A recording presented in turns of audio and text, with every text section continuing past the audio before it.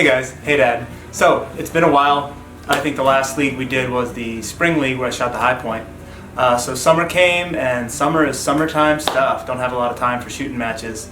Normally like to shoot the fall match, but we had some family work business come up, so that didn't happen. But I was lucky and got to shoot the winter league this year. I shot a bone stock 1022 just for fun, to enjoy it, and me and Micah shot a Beretta 92 with a G model conversion. We actually shot the same gun and the same holster. We just had different belts, and our mags were in different places. That was a fun league to do head to head. Didn't take a lot of video, just some GoPro footage. We were shooting 2 different time slots, so filming together was a little tough. But he has the video. I don't know how he's going to put it out, with mine or his or just his. It really doesn't matter. But I had a good time shooting it and didn't focus on filming anything or put any videos together, and it was great. But Spring League 2020, what are we doing? I am shooting 2 rimfire pistols. They're both Ruger 2245s. I've got a Mark II and a Mark III. The Mark II is actually the first pistol I've ever done paperwork on, and probably have more rounds through that pistol than any other pistol I own. The Mark III is pretty much the same thing. It's been converted so it doesn't have the magazine safety anymore, so when I unload, show clear, and press the trigger to the berm, I don't have to put a magazine in. But the big difference is the Mark III is going to have a red dot, and the Mark II is going to run iron sights. So just the stock adjustable iron sights that come on a Mark II. The Mark III is going to have a Burris Fast Fire 3 on it. It's got an 8 MOA dot. A lot of people say they don't like such a big dot, but we're not shooting anything past 25, so at 25 yards it's a 2-inch circle. And most of our targets, especially if they're at 25, are going to be a lot bigger than 2 inches. It shouldn't be a problem. It's really easy to pick up. There's also a small weight difference between the 2 pistols that has to do with the Picatinny rail and the sight. Not a big difference. Also, the grips are a little different. The Mark IIs are a one-piece molded plastic grip, whereas the Mark IIIs have the removable grip panels like a 1911. But I don't think that's going to cause me any big trouble going from one to the other, especially with the cold weather and the numb hands. I don't think the grip difference or the weight's going to be a big deciding factor here. So I will try to alternate which gun I shoot first. So if one week I shoot the pistol with the dot first, the next week I'll try to shoot the iron-sighted pistol first, because there is something to be said about warming up, shooting, and then shooting the same stage twice. The second time around I may have figured something out and shoot it a little better. So it's not really a direct head-to-head comparison, what's better, dot or irons. I'm more comfortable with irons. A lot of people really like the dot and think they can shoot it fast. It's not where I live, and I haven't practiced with it a lot. So the irons seem to be the favorite right now, but it's just an experiment for me to see what I like, what I can do, try them head to head week after week to see just to see what I like and what I think about it.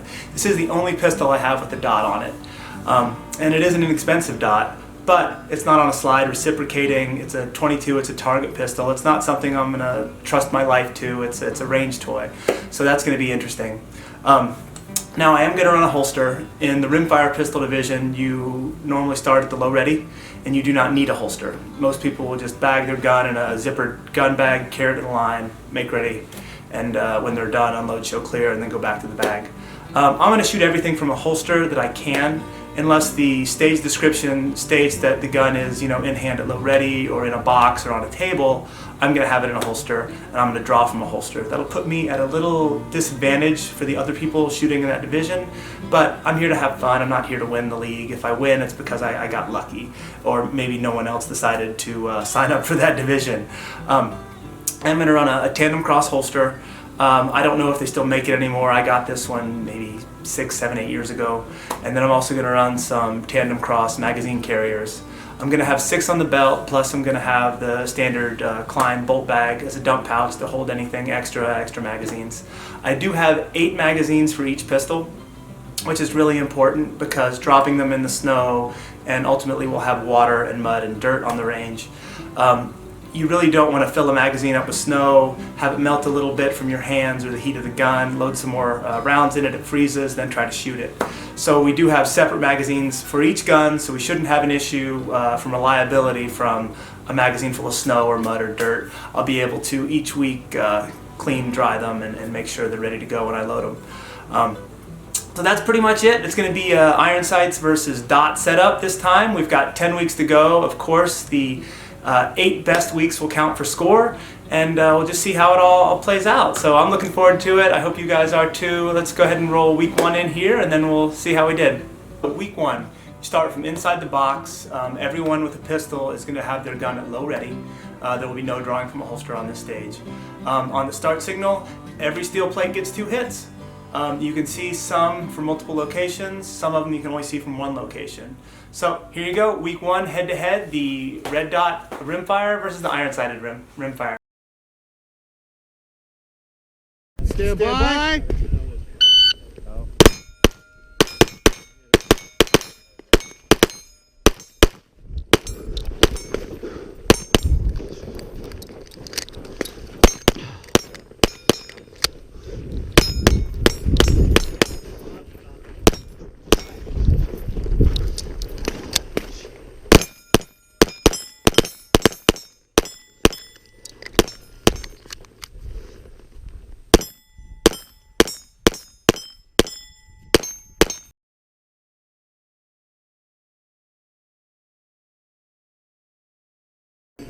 Stand by.